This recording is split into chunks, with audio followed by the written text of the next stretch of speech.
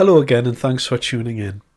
This video is about a question that Kemi Badenoch asked of the Prime Minister Keir Starmer in Prime Minister's Questions on the 5th of March. And essentially it gives you a little insight into the fantasy world of the leaders of the Tories and Labour. Kemi Badenoch. Mr. Speaker, I thank the Prime Minister for that answer. All of us in this House know that the British Armed Forces are a huge source of pride to our country. They put themselves in harm's way to defend our values. As the opposition, we support efforts to resolve this conflict, but we cannot write a blank cheque. If British peacekeeping troops in Ukraine were attacked, whether directly or via proxies, we could be drawn into conflict with Russia.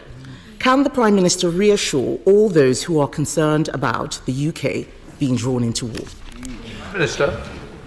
Yes, that's the last thing anybody wants to see, and the whole point of ensuring that there's a lasting peace and that any deal, if there's a deal, is defended, is to avoid conflict, to ensure that we do have peace. The way to ensure we have peace is to ensure there are guarantees for any deal that is in place, because the surest risk that there will be conflict is if Putin thinks that he can breach any deal that may be arrived at.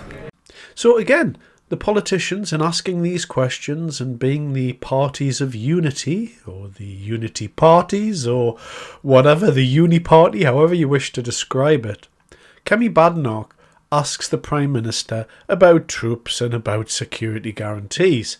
But yet again, there's no talk of how many troops. We don't have any troops to send. This question has been raised time and time again. Where are these troops coming from? How are they going to be supplied? What's going on? Why are politicians continually talking about putting British troops on the ground in Ukraine? It's very, very puzzling.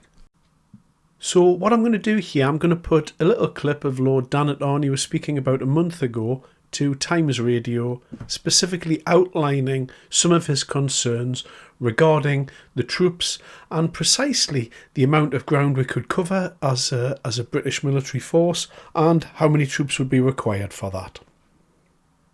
But we have to wait to see what the Trump effect is going to be on the Ukraine war.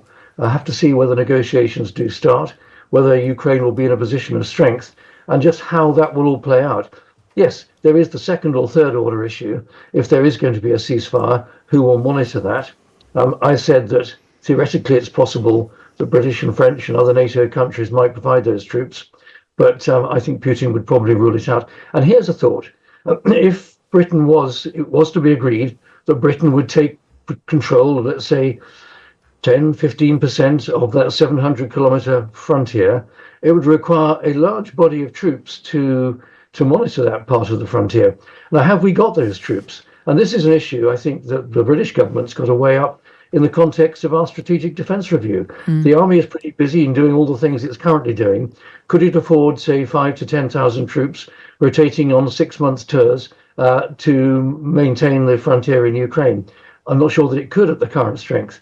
So this is a factor. Does the Ministry of Defence cut the army even more, or does it make other savings in defence if there's not going to be a real increase in the defence budget? We talk about going to 2.5%. Many of us think it should be 3 or 3.5%.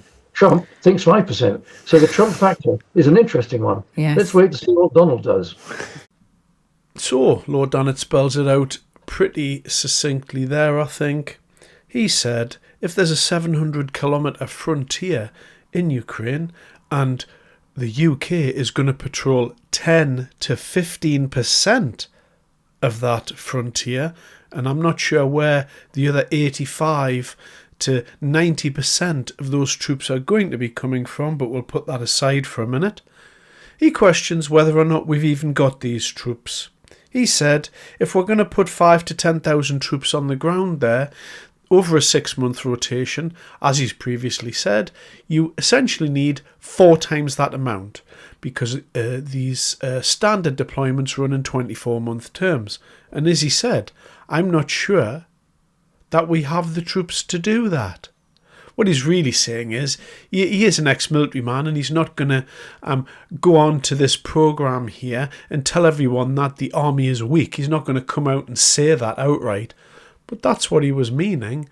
He was essentially saying we need to put this military defence spending up to 3.5.